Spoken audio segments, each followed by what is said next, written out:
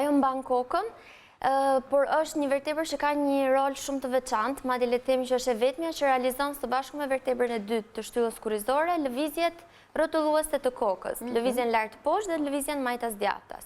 Pra ka këndin më të gjerë të lëvizjeve në të gjithë vertebrat e shtyllës. E qartë. Ajo në pozicionin e saj të saktë realizon një kalim të palcës kurrizore në kanal simetrik, pra bën një funksion shumë të rëndësishëm, ndërkohë që kur ne e shohim atë të keq pozicionuar, fillojnë shfaqet të gjitha ato simptomat që ti the. Pra mund të ketë migren personi, dhimbje kokët, dhimbje kokë, shumë e theksuar, po, marrje mënç, mund shoqërohet me zhurmë në vesh, shoqërohet zakonisht, për mos thënë gjithmonë me dhimbjen e qafës, që ne e gjejmë gati tek çdo person, më pas dhe me dhimbjen e të gjithë shtyllës kurrizore, me ngurtësim të muskujve të qafës dhe të shpatullave, pra prek disa pika të trupit tonë, dhe pse është vetëm një vertebër që ka edhe një ndërtim ndryshe nga vertebrat e tjera, është unaza që mban kokën tonë. Prandaj dhe është emri i mitit Atlas, i cili mban botën. I mbante botën pra nga Greqia, po vjen me këtë origjinë, që mbante gjithë botën, nga mitologjia greke. Ose cënjishe që quhet ndryshe. Po, vertebra e parë cervikale. Cervikale, në këtë term e gjejmë. Fatmirësisht në Tiranë ekziston një qendër që është e vetmja që merret me këtë problematik.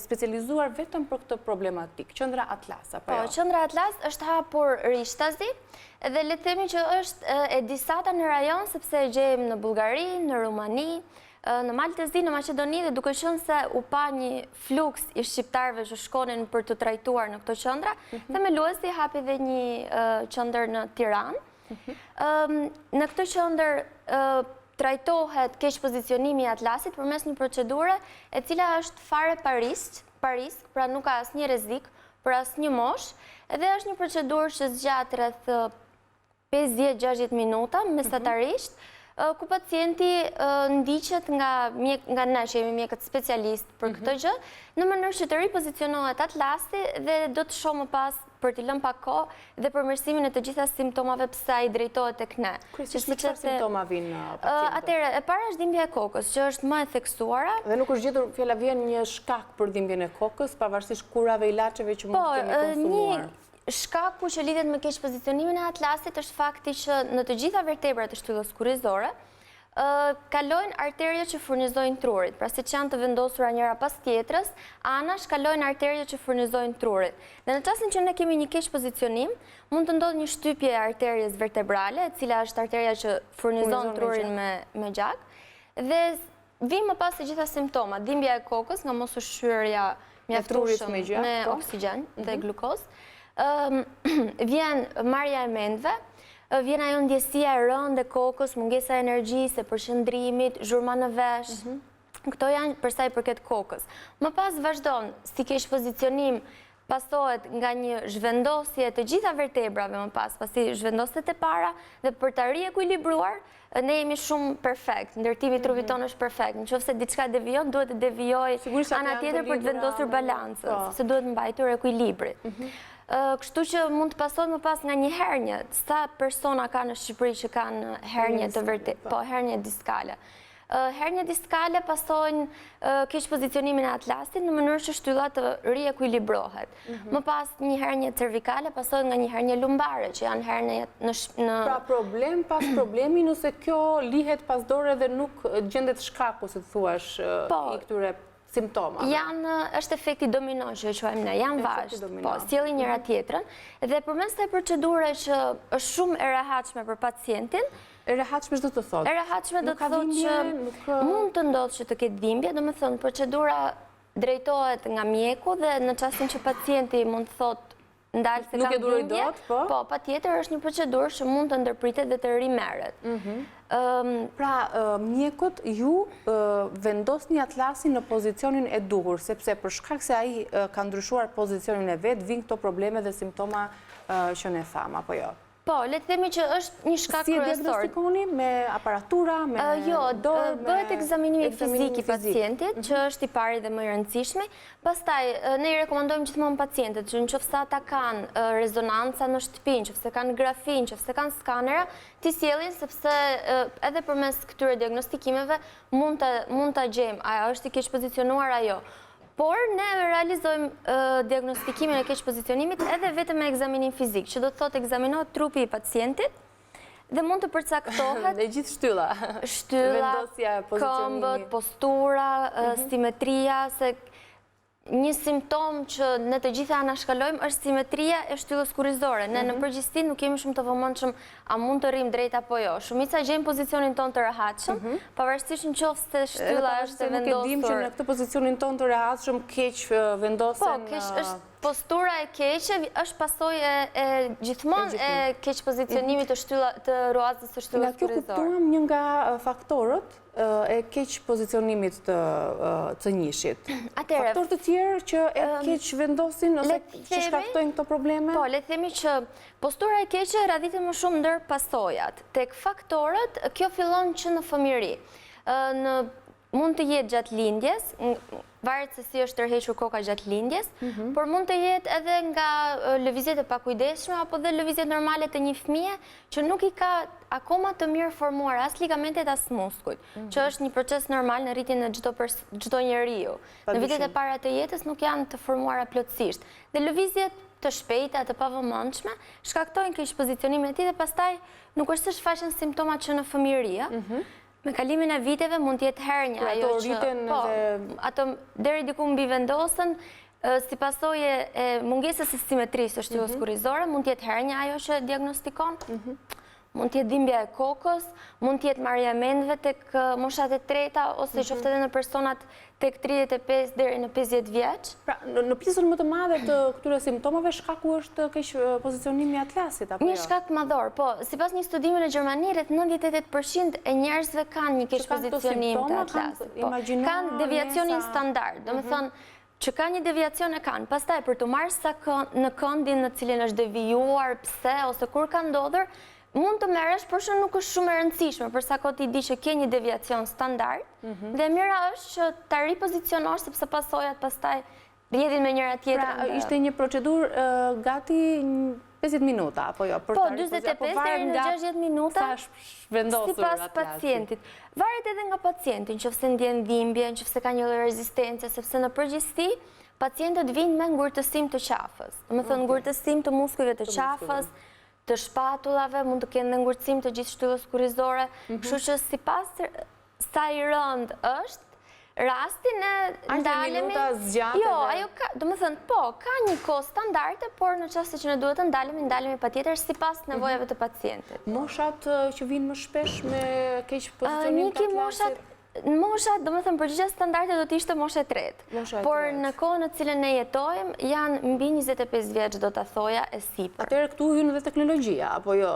Qëndrimi gjatë në ekran, në telefon, posturat e trupit, pra në shkollë, qëndrimi e të tjera të tjera. Po, punët të cilat janë 10 orë pa lëvizur pranë kompjuterit.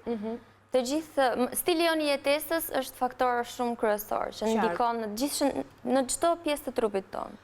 Me vendosjen e atlasit në pozicionin fillestar, në pozicionin e duhur, i largojmë të gjitha simptomat, apo jo? Pra me një pozicionim të tij ne kemi shpëtuar, si tu thuash, nga simptomat që na kanë karakterizuar për vite me radhë. Po flas për moshën që ka ardhur dhe si është pacienti pas pozicionimit të atlasit, po, si ndjehet? Le të themi këtë, që me një pozicionim të atlasit, ne kemi rivendosur qarkullimin e gjakut në tru, që është gjëja jetike për secilin. Po, me rivendosjen e qarkullimit të gjakut në tru, fillon lehtësimi i simptomave, sepse truri ushqehet më mirë, do të lehtësohet dhimbja e kokës, është diçka që nuk ndodh për një javë, me kalimin e kohës dhe do të zhduket. Po le të themi që si fillim do të lehtësohet, si pasojë rivendosjes së qarkullimit të gjakut në tru, pacienti do të ndjejë një lloj nxehtësie, do të ketë një lloj, si të themi, një lloj çoroditje, sepse diçka ka ndryshuar. Për momentin do të jetë pak çoroditje, më pas do filloj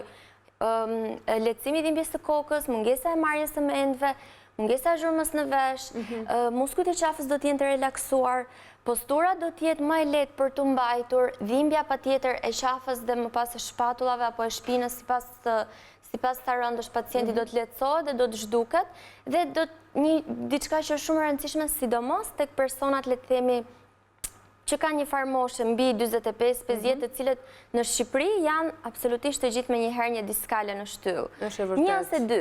Është e vërtetë. Dhe ajo që ne nuk dimë është që nuk është problemi që ne kemi një hernie, por një hernie shkakton një tjetër, edhe një tjetër. Dhe me ripozicionimin e atlasit ne e çojmë deri në 10% mundësinë e shfaqjes së një hernie të re, ndërkohë që nëse ne nuk ndërhyjmë, mundësitë janë deri në 80-90 që të shfaqet një hernie e re në një pozicion tjetër të shtyllës kurrizore për ta riequilibruar. Dhe në cilësinë e jetës nuk punojmë dot, ndjehemi gjithmonë me këto dhimbje të parehatshme apo jo, dhe njëra pas tjetrës nëse i lëm këto simptoma, kufizohet edhe lëvizshmëria. Efekti domino vazhdon dhe përparon. Po, domethënë ti je i detyruar dhe që të shmangësh disa lëvizje në jetën tënde të përditshme, që s'ta bëm fare komode dhe me cilësi. Po, e rëndësishme është që të informojmë faktin që këto dhimbje, këto simptoma kanë këtë pasojë, sepse kam dëgjuar që njerëzit për vite me radhë kanë marrë ilaçe pafund për të kuruar për shembull migren apo hernien dhe nuk kanë rezultat, sepse nuk është gjetur, besoj, shkaku i dur i këtyre simptomave, i këtyre pasojave. Dhe kjo është e rëndësishme që është atlasi ndoshta shkaku kryesor i këtyre simptomave të cilën ne patjetër duhet që ta kurojmë, ta pozicionojmë. Dhe shumë mirë që kemi qendrën Atlas apo jo, që bën pikërisht këtë diagnostifikim edhe që jep ndihmë pacientëve me këto simptoma. Po, le të themi që është shumë e rëndësishme që të jemi të vetëdijshëm si po mjekojmë. Po mjekojmë shkakun apo po mjekojmë origjinën? Sepse kjo bën një dallim shumë të madh se si do jetë jeta jote pas se ti mund të qetësohesh për 2 javë.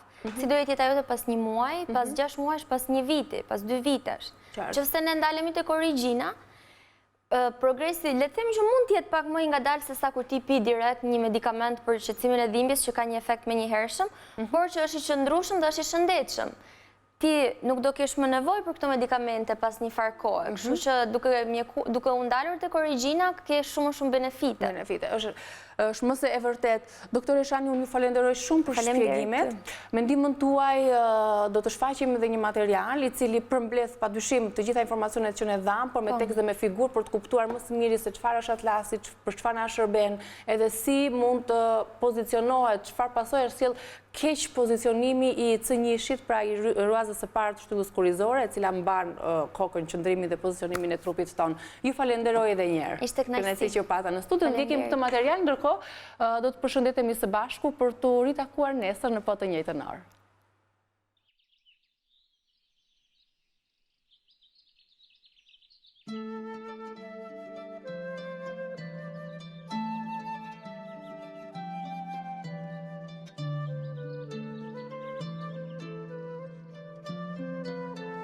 A e dini se ne lindemi me më shumë ose më pak kunaza në boshtin kurrizor? Atlasi. Për të rivendosur pozitën natyrore të atlasit, ju nevojitet vetëm një trajtim. Atlasi është unaza e parë e qafës, ku është e shtrirë kafka. Emrin Atlasi ka marrë sipas zotit mitologjik Atlas, i cili ishte detyruar po gjithmonë për të mbajtur botën në shpinë. Dhe për këtë arsye kishte shumë probleme. Atlasi na lejon për të lëvizur kokën përpara, prapa dhe lëvizur me fort me të. Kur e kthejmë kokën në majt apo në të djathtë, Atlasi kthen unazën e dytë që quhet aks dhe na lejon ndër të tjera për të lëvizur kokën ka ne dëshirojmë. Sa i përket kafkës, Atlasi ndonjëherë mund të gjendet në pozitë jo të mirë, por me lëvizje të lehtë mund të kthehet në vendin e vet. Nëse Atlasi nuk është vendosur në pozicionin e duhur, vjen deri te dëmtimi i muskujve të sipërm të qafës, sepse muskujt janë tendos që kombinojnë kafkën me Atlasin kur janë të tendosur dhe të tensionuar, duke quar Atlasin të jetë vazhdimisht në pozitën e përkullur. Pozicioni i gabuar Atlasit mund të shkaktoj probleme serioze dhe të dhimbshme që përkatësohen me kalimin e kohës.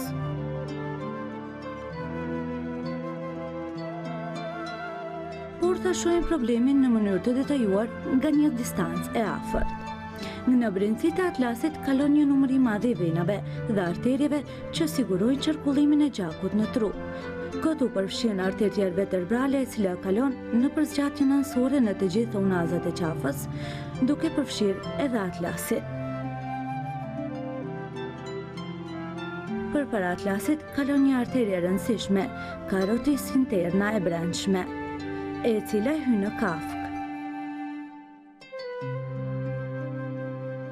Nëse atlasi është vendosur lehtësisht, mund të shkaktojë tërpim të shtrirjes së arteries vertebrale, me të cilën sfoglohet rregulltimi i rrejë dhe së gjakut në trurin e vogël. Nga ana tjetër, atlasi mund të vijë në pozicion të bëjë presion mbi cartus arterna dhe pastaj vjen deri te zvoglimi i rrjedhës së gjakut në tru.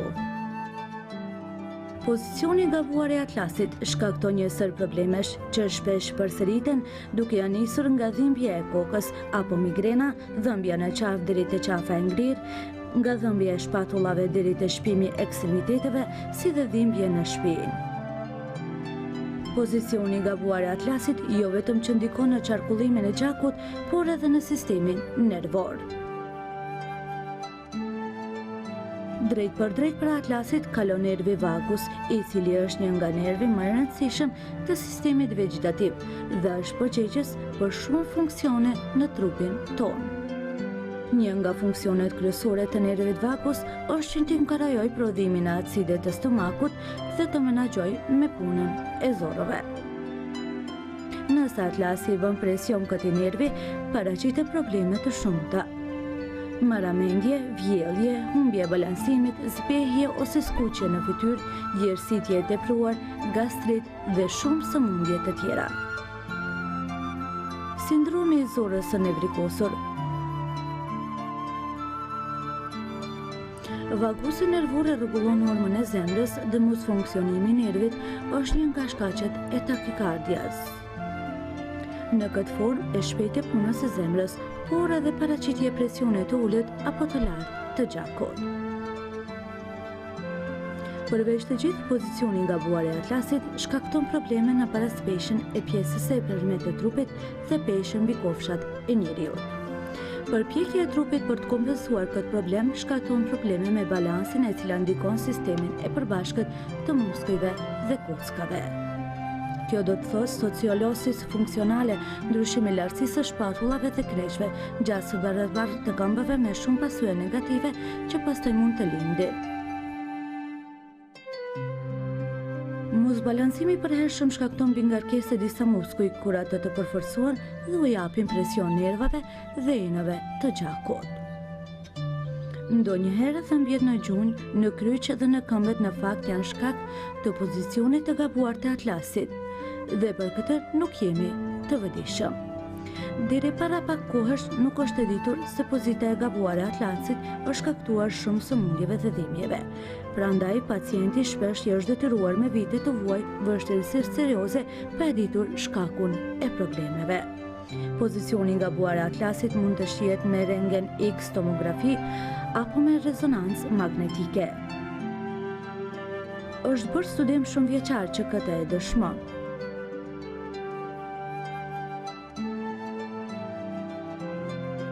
Pacientët me vështirësi mund të gjejnë pozicionin e atlasit të tyre. Për shkak të kësaj, shpesh ndodhen terapistë të ofrojnë mundësi dhe të japin korrigjimin të atlasit, e cila në fakt vetëm i relakson muskujt e qafës, por jo të bën ndryshime reale në pozitën e atlasit. Është e rëndësishme për të kuptuar se korrigjimi i atlasit nuk kërkon ndonjë diagnozë dhe simptom të sëmundjes. Nuk pengon nëse merret trajtim mjekësor. Pozita e atlasit mund të duhet të korrigjohet dhe të parandalohet. Qëllimi i korrigjimit të atlasit është për të rivendosur trupin në gjendjen e mëparshme funksionale dhe kthimi i neonazës së atlasit në pozitën natyrale.